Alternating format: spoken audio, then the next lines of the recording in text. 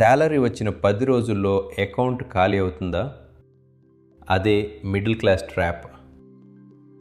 మీ salary 1,00,000 అయినా 10,000 అయినా నెలాఖరుకి జేబు ఖాళీ అయితే అక్కడే ప్రాబ్లం ఉంది.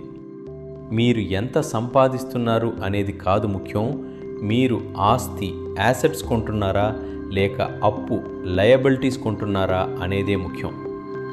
సింపుల్గా చెప్పాలంటే మీ జేబులోకి డబ్బు తీసుకొచ్చేదే ఆస్తి, మీ జేబులోంచి డబ్బు తీసుకెళ్లేది అప్పు.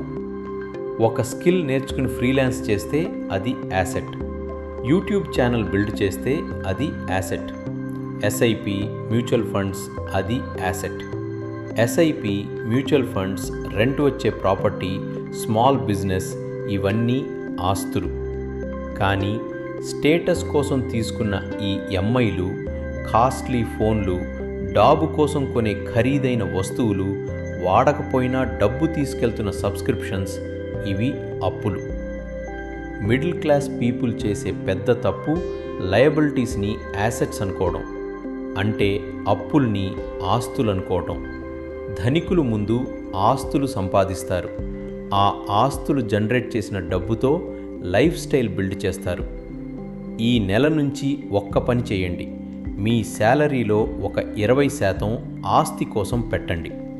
కొనాలనిపించిన ప్రతి అవసరం లేని దాన్ని ఒక 30 రోజులు వాయిదా వేయండి.